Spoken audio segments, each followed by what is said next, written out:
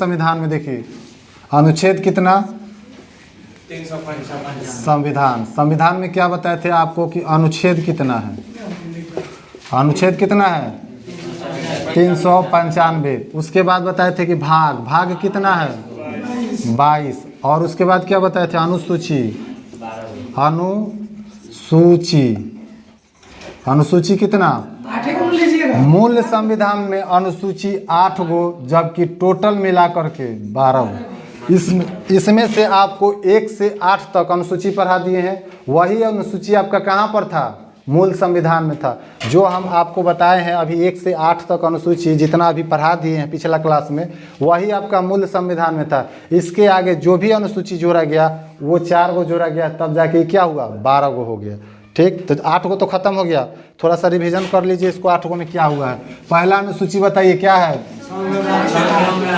संघ एवं राज्य। संघ एवं राज्य का मतलब क्या है कि अभी वर्तमान में कितने राज्य हैं? 28। और राज्य कै गो?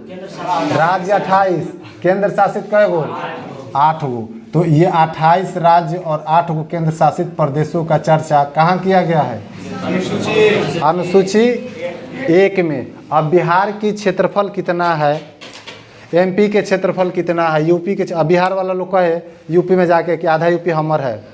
पहला में लिखा हुआ है संघ एवं राज्य क्षेत्र, अर्थात राज्य का क्षेत्र किसका कहाँ तक रहेगा, इसका वर्णन कहाँ किया गया है?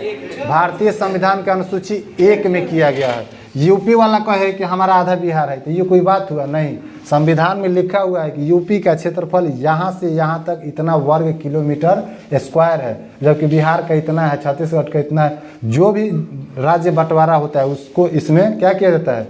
इसमें उल्लेख कर दिया जाता है। संघ एवं राज्य क्षेत्र, संघ का मतलब होता है यूटी, केंद्र शासित प्रदेश, उसका कितना क्षेत्र है, कहाँ से कहाँ तक है, ये सब वर्णन किस में? अनुसूची 1 में। अनुसूची 2 बोलिए वेतन एवं भत्ता। उसके बाद तीसरा शपथ। देखिए वेतन पहले मिल जाता है, उसके बाद शपथ होता है। तो वेतन एवं भत्ता का मतलब जितने हमारे देश में प्रमुख अधिकारी होंगे, जैसे राष्ट्रपति, प्रधानमंत्री, राज्यपाल, ये क्या जितने जज लोग होंगे, आईएएस लोग, आईपीएस लोग, डीएम, सब लोग को बोलते हैं। जितने भी सरकारी नौकरियां करते हैं, जितने अधिकारी लेवल के होते हैं, उन लोगों का वेतन कितना दिया जाएगा, भत्ता क्या क्या देना है, ये सब चीज़ों का वर्णन किस अनुसूची में? भारतीय संविधान के अनुसूची 2 में। अनुसूची 3 में चलते हैं, इसमें शपथ की चर्चा किया गया, अर्थात जितने भी अधिकारी लोग होते हैं उनका क्या क्या शपथ होगा, जितने नेता लोग होते हैं उनका क्या शपथ होगा, सैनिक को क्या शपथ दिलाना है, विद्यार्थी को क्या शपथ देना, जैसे मान के चलिए डॉक्टरी जो करता है, जितने लोग डॉक्टर बनते हैं उनको भी शपथ दिलाया जाता है, तो उनको क्या शपथ दिलाना है, किसका शपथ दिलाना है, ये सब की चर्चा किस में किया गया? 3 में। 4 में बोलिए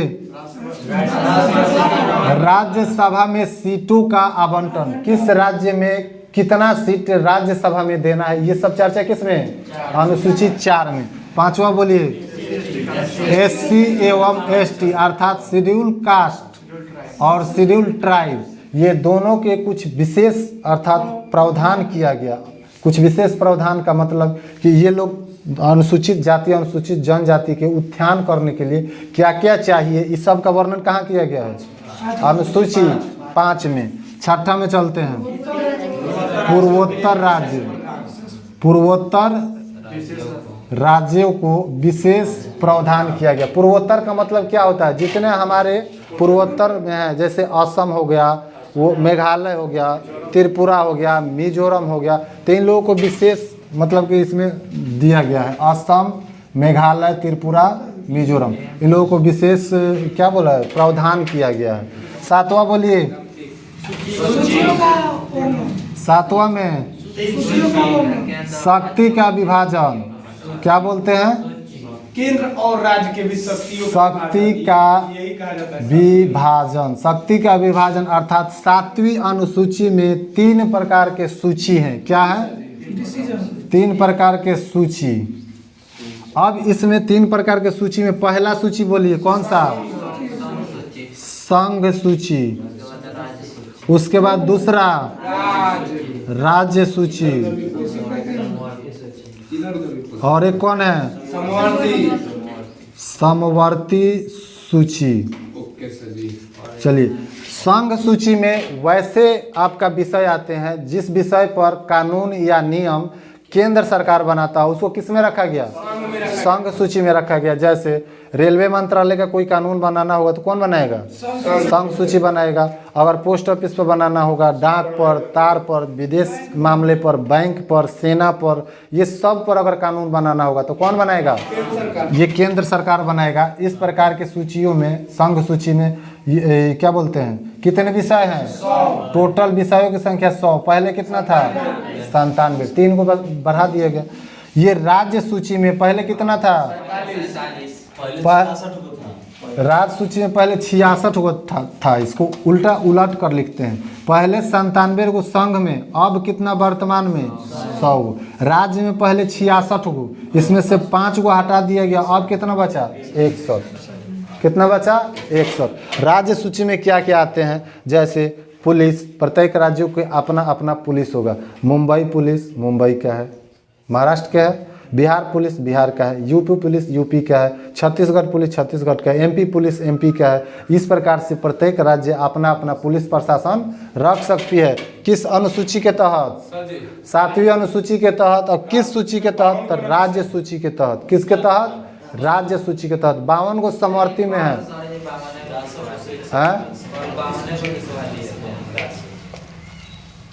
समवर्ती सूची में 52 गो है, उसको सुधार कर लीजिएगा अगर इधर उधर होगा तो।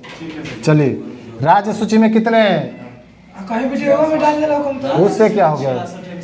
कोई दिक्कत नहीं है। राज्य सूची में वर्तमान समय में कै गो है? 61 गो। पहले कै गो था? 66 गो। जैसे शिक्षा पहले कहाँ था? राज्य सूची में। वन पहले कहाँ था? राज्य सूची में। केंद्र सरकार इस तरीके से 5 गो विषय ऐसे ऐसे छांटा और बोला कि सुनिए ना, इसको हम ले जाते हैं अपने में। कहाँ ले जाते हैं? केंद्र सरकार में, संघ सूची में। ये लोग हगामा करने लगा कि नहीं नहीं जाएगा, तो ला करके क्या कर दिया? कहाँ रख दिया? पहले कै गो था समवर्ती में? अब कितना हो गया? 52। 5 गो ला करके इसमें जोड़ दिया। कहा ना, पुल्हा दिया कि इस पर पहले कहा कि हम बनाएंगे, लेकिन जब राज्य विरोध करने लगा कि नहीं आप क्यों बनाइएगा, ये मेरा विषय, तो कहा कि चलिए दोनों आदमी मिल करके बनाया जाएगा। अभी थोड़ा सा लालच दिया, ये लोग मान गया। पहले 47 को था, अब इसमें कितना हो गया? 52। तो वन किस में आ गया? वन किस में आता है?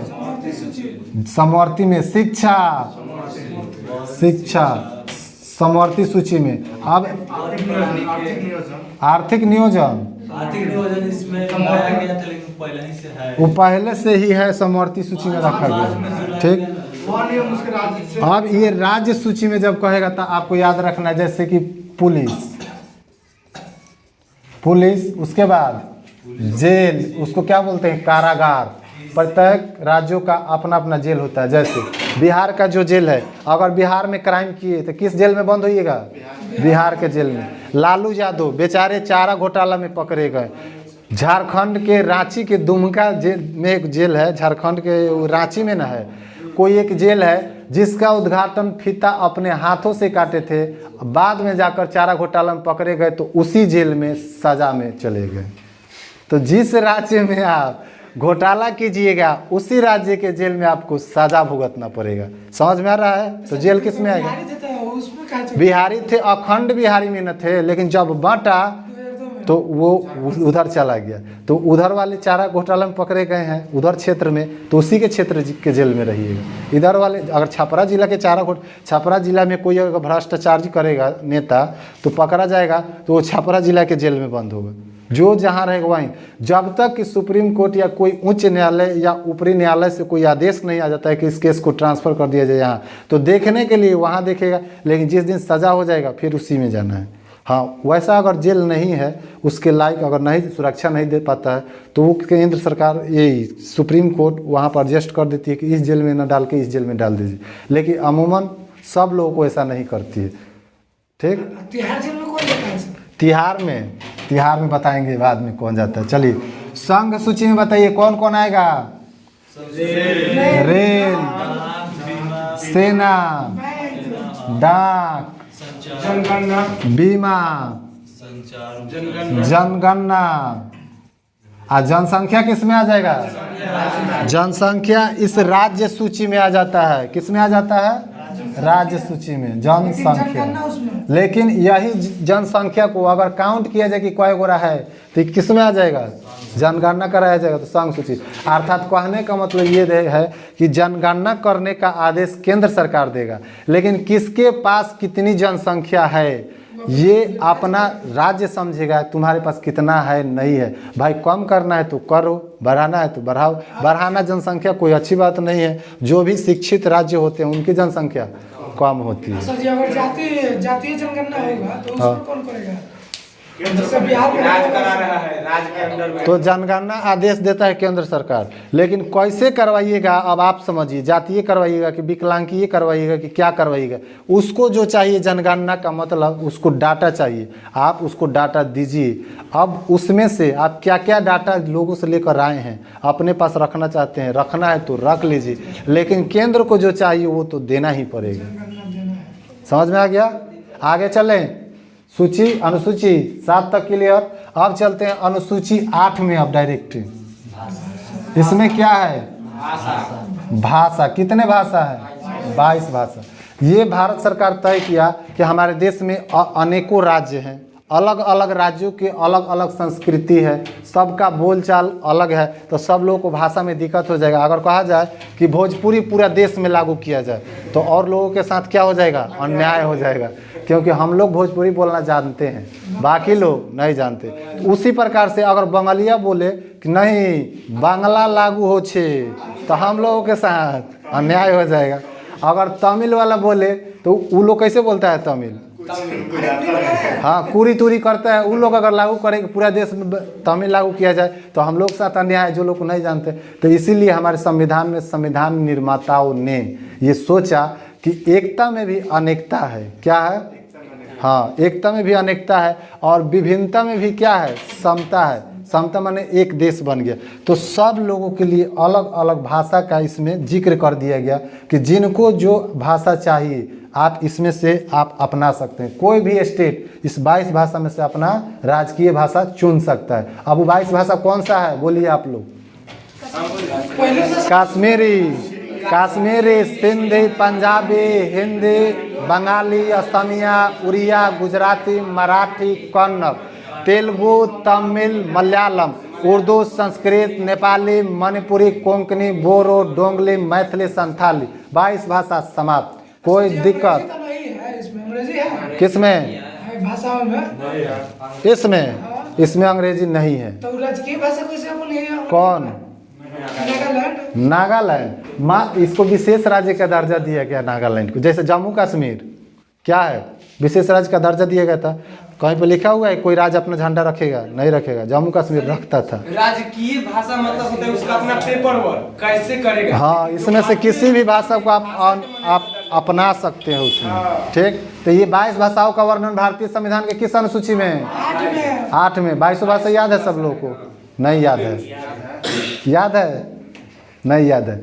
8 अनुसूची में 22 भाषा समाप्त। ये जितने भी अभी तक अनुसूची हम बताए ये हमारे भारतीय संविधान के मूल संविधान में ये क्या किया गया है? वर्णित किया गया था। लेकिन जैसे यहाँ से अब आगे बढ़ेंगे तो मूल संविधान के बाद कुछ ऐसे 1951 ईस्वी में 9वीं अनुसूची को जोड़ा गया। कब जोड़ा गया? 1951 ईस्वी में। और प्रथम अर्थात फर्स्ट संशोधन अमेंडमेंट एक्ट बोलते हैं। क्या बोलते हैं? अमेंडमेंट एक्ट, संविधान संशोधन। प्रथम संविधान संशोधन 1951। जब पहली बार पूछेगा कि संविधान में संशोधन कब किया गया तो 1951 में। उसी समय संशोधन करके जो अनुसूची 8 गो था उसी को बढ़ाया गया, 9वां जोड़ा गया। कब जोड़ा गया? 1951 प्रथम संविधान संशोधन के तहत। और इसमें क्या जोड़ा गया आपका? भूमि सुधार अधिनियम। सुधार अधिनियम। भूमि सुधार अधिनियम का मतलब क्या होता है पहले इसको समझते हैं। पहले क्या होता था, हम लोगों को मतलब पूर्वज जो हम लोग दादा बाबा थे उन लोगों से पूछिएगा, पहले जमींदारी प्रथा चलता था। गांव में जमींदार लोग हुआ करते थे। किसी का जमीन होगा तो एक बार में 500 बीघा, 1000 एकड़, क्या वो लोग बहुत ज़्यादा ज़मीन होता था। तो ये सब उसके बाद में 1951 ईस्वी में सरकार सोचा कि अमीर लोग ज़्यादा अमीर होते जा रहे हैं और गरीब लोग गरीब ही रह जाएंगे, सबको कैसे समता में लाया जाए। तो ये बोला गया कि किसी के पास जमींदारी प्रथा नहीं रहेगी, किसी के पास जमींदारी प्रथा नहीं रहेगी। तो इस भूमि सुधार अधिनियम को लाया गया और इसमें पहले ही बोल दिया गया कि जमींदार सब पैसा वाला होता है, सब कहाँ जाएगा, कोर्ट में। कहाँ जाएगा, कोर्ट में। अब पैसा दे के वकील से क्या करवाएगा, केस। तो इसमें हमारी सरकार बहुत समझदार थी और संसद में ये पहले ही इसमें वर्णित कर दिया कि कोई भी इस संशोधन के खिलाफ में कोर्ट में नहीं जा सकता है। अगर जाएगा भी तो इसमें सुप्रीम कोर्ट दखल अंदाजी नहीं करेगा। क्या करेगा, दखल अंदाजी नहीं करेगा। तो सुप्रीम कोर्ट इसमें कोई दखल अंदाजी किया नहीं किया, वो लोग चिल्लाते रह गया, हटा दिया गया भूमि सुधार अधिनियम, लगा करके जमींदारी खत्म। सब लोग हमारे देश में समान हैं, कोई ना अमीर है ना कोई गरीब है। ठीक, यहाँ तक समझ में आया। 9वीं अनुसूची में क्या जोड़ा गया, भूमि सुधार अधिनियम कब आया, 1951। किस संविधान संशोधन के तहत, प्रथम संविधान संशोधन, फर्स्ट संविधान संशोधन के तहत 1951 में 9वीं अनुसूची जोड़ा गया, जो कि मूल संविधान में 8 गो अनुसूची था, इसमें से बढ़ गया, अब कै गो हो गया, 9 गो हो गया। 9 गो जैसे हुआ तो इसके बाद फिर जरूरत पड़ गया आपको क्या, कुछ संविधान में और ज़्यादा सुधार करने के लिए। तो सुधार करने का जैसे समय आया 10वां अनुसूची जोड़ दिया गया इसमें। उसमें क्या जोड़ा गया, तो ये 1985 ईस्वी में, कौन सा, 1985 ईस्वी में इसमें ये कौन सा संविधान संशोधन, दूसरा 52वां, अर्थात 52वां संविधान संशोधन जोड़ा गया इसमें। इसमें क्या लगाया गया कि दल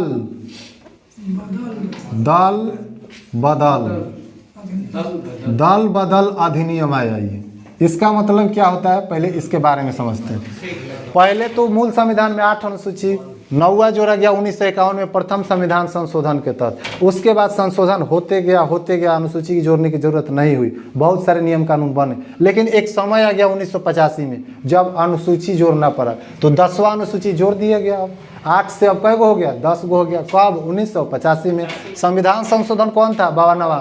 पहला में ये 9वां, आए क्या 52वां में ये 10वां। बीच में कै गो संशोधन हुआ, 51 गो संशोधन हुआ। तो 51 गो संशोधन बीच में होने के बाद 52वां संशोधन में क्या हुआ, ये जोड़ा। अच्छा, बीच में 50 हो, तो 50 गो में कोई अनुसूची नहीं जोड़ा गया। प्रथम में जोड़ा गया, 52वां में जोड़ा गया। बीच में 50 गो में दूसरा कानून बना, इससे अनुसूची से कोई लेना देना नहीं था। जब 1985 में ये 52वां संविधान संशोधन आया तो इसमें वर्णन किया गया कि दल बदल अधिनियम।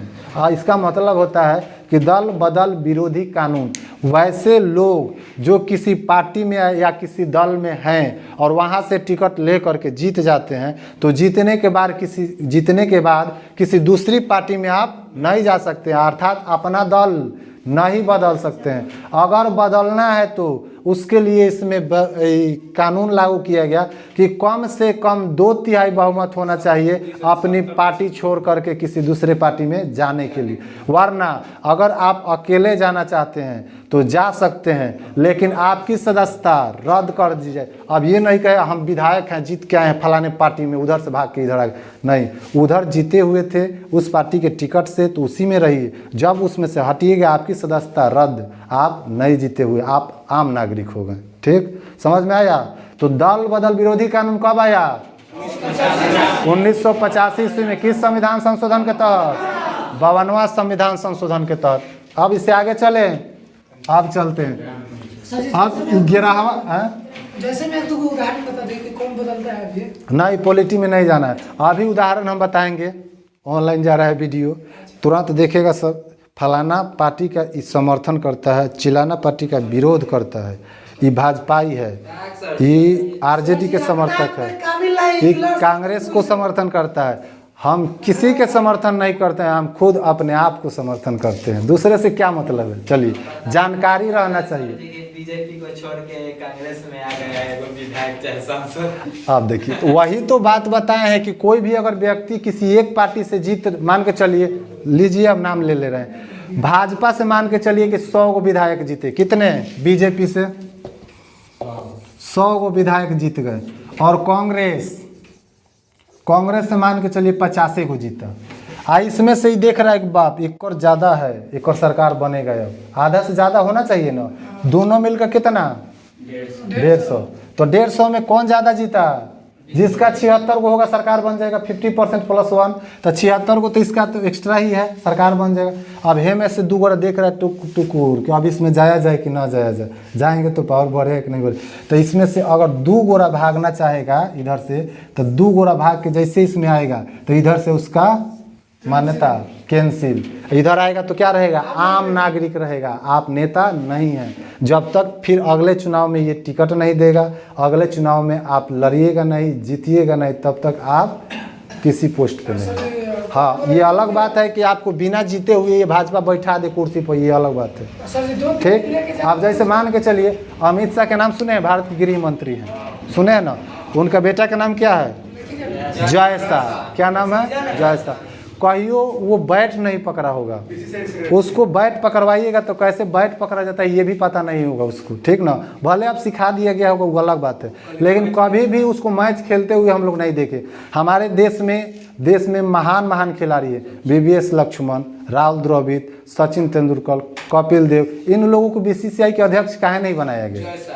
बहुत सारे लोग खिलाड़ी हैं, तो खिलाड़ी में से चुन के खिलाड़ी का अध्यक्ष बनाना चाहिए, सेना में से चुन के सेना का अध्यक्ष बनाना चाहिए, टीचर को चुन के टीचर का अध्यक्ष बनाना चाहिए, नेता में से चुन के नेता का अध्यक्ष बनाना चाहिए। तो ये घोंचू सबका दिमाग कहाँ रहता है पता नहीं, अब क्या बोले। चलिए आगे चला जाए, छोड़िए सब राजनीति की बातें नहीं करना। इन लोगों को जैसे चलाना है चलाने दीजिए, जिस दिन हम लोगों का पीढ़ी आएगा कुर्सी पर, ये लोग से। अब चलते हैं अपने विषय पे। 10 गो सूची समाप्त हो गया था, 11वीं अनुसूची को जोड़ा गया था। कब जोड़ा गया था? 1992 ईस्वी में एक संविधान संशोधन हुआ, 73वां संविधान संशोधन, अमेंडमेंट एक्ट। इसमें जोड़ा गया पंचायती राज व्यवस्था, पंचायती राज व्यवस्था।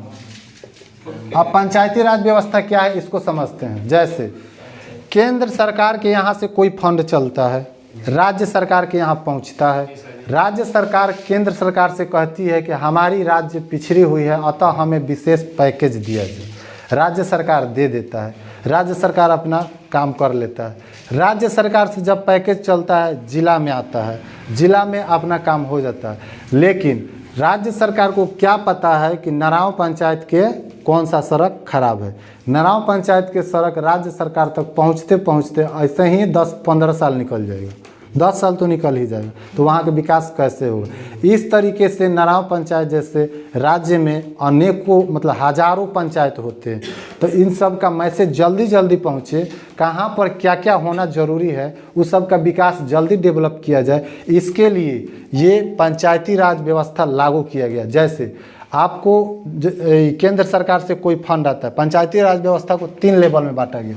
पहला ऊपर, सबसे ऊपर जिला स्तर पर जिला परिषद, उसके बाद नीचे दूसरा पंचायत स्तर पर पंचायत समिति, पहले ब्लॉक स्तर पर होता है, ब्लॉक स्तर पर पंचायत समिति, उसके बाद पंचायत लेवल पर पंचायत लेवल में अर्थात ग्राम पंचायत। तो आपको जिला में अगर विकास करना होगा तो जिला परिषद करेंगे, ब्लॉक में विकास करना है ब्लॉक स्तर पर, तो ब्लॉक स्तर का मतलब होता है कि नराव पंचायत में भी वही विकास करेगा ब्लॉक जो कि बगल के पचपटिया पंचायत में करेगा। ये हुआ ब्लॉक स्तर पे। लेकिन जब पंचायत स्तर पे आ गया तो इसका मतलब कि नराव में ही केवल विकास करना है, इसके बाहर दूसरा पंचायत है वहाँ के लोग करेंगे। तो इसीलिए ये छोटे छोटे अर्थात देश के दूर दराज के गलियों में गाँवों में विकास को पहुंचाने के लिए किसको लागू किया गया? पंचायती राज व्यवस्था लागू किया कि ऊपर से जब पैसा चलेगा तो कहाँ खर्च करना है ये लोग अच्छी तरीके से जानते हैं कि हमारे घर के बगल में सड़क खराब है। अब आपके घर के बगल में सड़क खराब है तो राष्ट्रपति के यहाँ कहने जाइएगा? नहीं जाएंगे। मुख्यमंत्री के यहाँ नहीं जाएंगे, वो तो देखते साइड कर देता है बॉडीगार्ड, भाई आप मुख्यमंत्री आता है, सड़क खाली हो जाता है। सड़क जिधर से मुख्यमंत्री का काफिला चलता है हाईवे पर, तो देखिएगा कि सबको खाली करा दिया जाता है। तो मुख्यमंत्री को कहाँ से पता चलेगा कि सड़क कितना जाम रहता है? पता चलेगा? नहीं पता चलेगा, पहले ही खाली करा लिया जाता है। तनी आम नागरिक बन के कोई मुख्यमंत्री आए अपने से अकेले घूम के देखे। कभी सीएम को खराब रास्ता में नहीं ले जाएगा। हाँ, सीएम को कभी देखिएगा, उसको रूट पहले चेक किया जाता है। चेक करने के बाद उसका जो भी आपका सिक्योरिटी होता है वो बताता है कि इस रास्ते से जाना है और इस रास्ते से आ जाना है। वापस वो सब पहले से क्या होता है, स्ट्रक्चर बना हुआ रहता है। खराब रास्ता में लेकर जाएगा डीएम और डीएसपी, क्लास बरियार होगा वो लोग को। इसीलिए वो लोग क्या करता है, पहला ही साइड हट जाओ, देखने में लगे कि मेरे जिला में क्या होता है, जाम नहीं लगता है। डीएम को वहाँ पर क्या हो, अपना जवाब दे ही देना पड़ता है। अगर काफिला मुख्यमंत्री के यहाँ से काफिला है यहाँ पर, रास्ते में पता चला कि पटना से चला, कहाँ से चला, पटना से गांधी सेतु पर आके पता चले कि 1.5 घंटा मुख्यमंत्री फंसे हुए हैं। मुख्यमंत्री रहेंगे 1.5 घंटा? नहीं रहेंगे, आज तक कभी नहीं रहे। इनको ला करके 1.5 घंटा जब गांधी सेतु पर रखा जाएगा तब पता चलेगा गांधी सेतु पर फंसे हुए लोगों का दुख दर्द क्या होता है। एम्बुलेंस में लोग मर जाते हैं गांधी सेतु पर, लेकिन इन लोगों को क्या पता है, पहले ही पुलिस लाया के रोड साइड करा दीजिए, हटाओ सब, एकदम क्लियर करा दो एकदम। तो इन लोगों को क्या पता है सीएम और पीएम को कि हाँ रोड जाम होने से दुख और दर्द किसको होता है, आम नागरिक को होता है। आम नागरिक के लिए कोई पुलिस रोड जाम खाली करवा देगा? नहीं करवा सकता है। जाम लगा हुआ है तो 3 घंटा रहे चाहे 4 घंटा रहे। हमारे सामने आँख के नज़रों के सामने गांधी सेतु पर पटना एम्बुलेंस जा रहा था, एम्बुलेंस में व्यक्ति डेट कर गया लेकिन नहीं, जाम टूटा ही नहीं, तो उसको क्या कीजिएगा? इसके लिए कोई नहीं है गरीबों के लिए। जो भी है किसके लिए है? अमीरों के लिए है। गरीबों के लिए एक चीज़ लेकिन जरूर है, कानून। कानून किसके लिए है? गरीबों के लिए। गरीब जिंदा है, याद रखिएगा। जिस दिन हमारा तो ये इतना क्लियर रहेगा। यहाँ पे 11वीं अनुसूची को कब जोड़ा गया? 1992 में। किस संविधान संशोधन के तहत? 73वां। क्या लगा गया, क्या नाम क्या दिया गया इसका? पंचायती राज व्यवस्था। एक्ट का क्या नाम था? 1973 के संविधान संशोधन पंचायती राज व्यवस्था 1992। अब 1992 में संशोधन तो कर दिया गया, लेकिन इसको नियम को कब लागू किया गया देश में ये बताइए? 1993 में पहला राज लागू करने वाला, पहला राज्य जो कि पंचायती राज व्यवस्था लागू किया। अभी तक देखिए सबसे ज़्यादा क्वेश्चन पूछता है तो पंचायती राज व्यवस्था से, इसीलिए आप लोगों को हम यहाँ पर भगा नहीं रहे हैं, रोक के धीरे धीरे ले चल रहे, वरना ये 11-12 बता के कभी नहीं गल कराते। सबसे ज़्यादा क्वेश्चन पूछता है तो यहीं से कि पहली बार पंचायती राज व्यवस्था लागू किया गया था किस राज्य में? तो राजस्थान के नागौर जिला में। लेकिन जब कहेगा कि 73वां संविधान संशोधन के तहत पहली बार कब और कहां लागू किया गया, तो 1993 में कर्नाटक में लागू किया गया। 1993 ईस्वी में कहां लागू किया गया? कर्नाटक। ठीक है, कर्नाटक। हाँ, यहाँ कन्नड़ बोला जाता है। ये जो क्वेश्चन है आपको बार बार एग्जाम में पूछता है, इसको आप VVI बोल सकते हैं, वेरी वेरी इंपॉर्टेंट। भाग भरोसे आई, यानी फिक्स है कि आपके भाग भरोसे ही आ जाएगा, लेकिन आएगा। ठीक ना? तो पहला राज्य बताइए, पंचायती राज व्यवस्था को लागू करने वाला पहला राज्य राजस्थान नागौर जिला में। लेकिन जब उसमें लगा देगा कि 1973 क्या बोलते हैं इसको, 73वें संविधान संशोधन के तहत जो पंचायती राज व्यवस्था में कानून बना, तो पहली बार कहाँ पे लागू किया गया? कर्नाटक में। तो ये क्वेश्चन बार बार एग्जाम पूछता है, 73वां संविधान संशोधन के तहत पहली बार लागू किए जाने वाले राज्य निम्नलिखित में से कौन कौन से हैं? अब उसमें छाट लेना है, पहला कौन है? कर्नाटक। यहाँ तक कोई दिक्कत नहीं। अब इसके आगे जैसे चलिएगा तो जिस प्रकार से हमारे ये रूरल एरिया में, रूरल मतलब गाँव में ये सब मतलब कि विधान या विधि ये सब लागू किया जाता है, ठीक इसी प्रकार से यही विधि और विधान हमारे शहरों में अर्बन एरिया में लागू हो, इसके लिए 12वीं अनुसूची को जोड़ा गया। 12वीं अनुसूची कब जोड़ा गया? 1994 ईस्वी में 74वां संविधान संशोधन अमेंडमेंट एक्ट के तहत क्या जोड़ा गया? नगर पालिका। 90 के बोल रहा है। 1994 ईस्वी में 74वां संविधान संशोधन के तहत क्या जोड़ा गया? नगर पालिका। किस अनुसूची में? 12वीं अनुसूची में। जिस प्रकार से ये दूर दराज गांव गलियों की सड़कों को निर्माण करने के लिए ये सब व्यवस्था किया गया है, ठीक उसी प्रकार हमारे शहरों में भी ये नगर पालिका में कोनो नाला के ढक्कने टूटल है, कोनो नाले टूट के पानी गिर रहा है सड़क पर। अब मुख्यमंत्री के पास थोड़ी जाइएगा कि सीएम साहब हमारे नलवा के पानी टूट के गिर रहा है हमारे द्वारी पर, चलिए थोड़ा बना दीजिए। नहीं, इस सब व्यवस्था को ठीक करने के लिए निचले स्तर पर शहर में नगर पालिका, गाँव में पंचायती राज व्यवस्था लागू किया गया। ये सब याद रहेगा? यहाँ तक कोई दिक्कत? अब चलिए इसको एक बार फिर से बताइए। पहली अनुसूची में क्या? संघ एवं राज्य क्या है? संघ एवं राज्य क्षेत्र। दूसरा में प्रमुख अधिकारियों का वेतन एवं भत्ता। तीसरा में शपथ, प्रमुख अधिकारियों को शपथ, या प्रमुख अधिकारी हो, सेना हो, नेता हो या कोई भी व्यक्ति हो, यानी सब लोगों के शपथ के बारे में कहाँ पे चर्चा किया गया? कहाँ पे? अनुसूची 3 में। अनुसूची 4 बताइए। राज्यसभा में राज्यों के लिए किस राज्य का कितना सीट चाहिए, इस सब चीजों का वर्णन भारतीय संविधान के अनुसूची 4 में किया गया। तो राज्यसभा में सीटों का आवंटन अनुसूची 4 में। अनुसूची 5 बोलिए। एसटी और एससी अर्थात शेड्यूल कास्ट एवं शेड्यूल ट्राइब, अनुसूचित जाति एवं अनुसूचित जनजाति के लिए कुछ विशेष प्रावधान किया गया संविधान में। किस अनुसूची में? अनुसूची 5 में। चलिए छठा बताइए। पूर्वोत्तर राज्यों के बारे में विशेष प्रावधान किया गया। 7वां में शक्ति का विभाजन, उसमें कितने सूची? 7वीं अनुसूची में 3 सूची, राज्य सूची, समवर्ती सूची, संघ सूची। संघ सूची में वर्तमान में 100 विषय, जबकि राज्य सूची में वर्तमान में 61, जबकि समवर्ती सूची में वर्तमान में 52।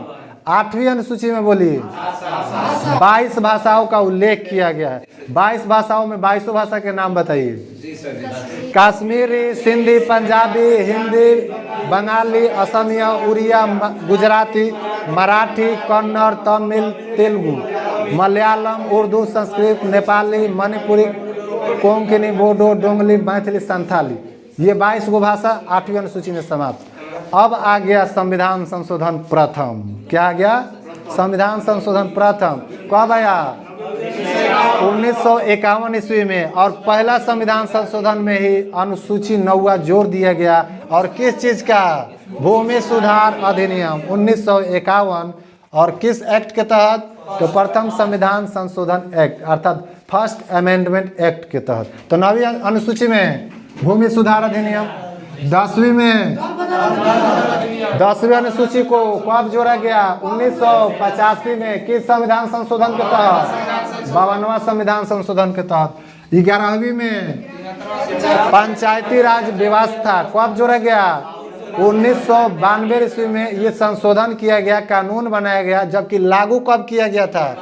तो पहला राज्य 1993 ईस्वी में कर्नाटक में लागू किया गया था। ये पंचायती राज व्यवस्था कितने स्तरीय होते हैं? बिहार में पंचायती राज व्यवस्था कितने स्तरीय? बंगाल में पंचायती राज 4 स्तरीय, कहीं कहीं 3 स्तरीय, कहीं कहीं 4 स्तरीय, कहीं 2 स्तरीय भी। लेकिन सबसे ज्यादा पूछा जाता है कि पंचायती राज व्यवस्था बिहार में किस तरीके के है? 3 पहला जिला लेवल पर जिला परिषद, ब्लॉक लेवल पे पंचायत समिति, पंचायत लेवल पे ग्राम पंचायत। यहाँ तक कोई दिक्कत नहीं। 12वीं अनुसूची में चलते हैं। जिस प्रकार से हमारे पंचायत अर्थात गांव को, जिसको अर्बन क्या बोलते हैं? जो सर जो पंचायती समिति है तो उसका पद क्या होगा? कहाँ पे? ये पंचायत समिति नहीं जानते हैं? वीडियो हाँ नहीं, वीडियो नहीं, बीडीसी पंचायत समिति होता है। ग्राम पंचायत ये गांव में होते हैं पंचायत में, ठीक। ब्लॉक में बीडीसी, जिला में जिला परिषद, ये त्रिस्तरीय होते हैं। उसके आगे जिस तरीके से ये हमारे गाँवों को डेवलप करने के लिए पंचायती राज व्यवस्था, तो उसी प्रकार से हमारे शहरों को डेवलप करने के लिए नगर पालिका व्यवस्था है। सारी चीज़ें वैसे ही होती है। अगर नगर निगम नगर पालिका में कोई चीज़ खराब होता है शहरों में, हम कहाँ पर जाएंगे? नगर पालिका के वार्ड मेंबर के पास जाएंगे, वार्ड मेंबर के पास। अगर वार्ड मेंबर काम नहीं कर रहा है तो वो आप मेयर के पास जाइए, अलग बात है। आप जाइएगा वार्ड मेंबर के पास, वार्ड मेंबर जाएगा मेयर के पास, मेयर अपने ऊपर से मांगेगा, वो अपने ऊपर से मांगेगा, तब आपके पास ट्रांसफर कर देगा। चलिए, तो 12 अनुसूची समाप्त हो गए हैं। भारतीय संविधान में अनुसूची कै गो? 12 गो। वर्तमान में मूल संविधान में अभी वर्तमान में अनुसूची समाप्त, अनुसूची निपट गया। अब क्या रह गया? अनुच्छेद और भाग। तो अनुच्छेद पढ़ना है 395 और भाग पढ़ना है 22। अब इसको हम लोग सबसे पहले भाग पढ़ेंगे कि अनुच्छेद पढ़ेंगे, ये अगले क्लास में पढ़ेंगे। आज के लिए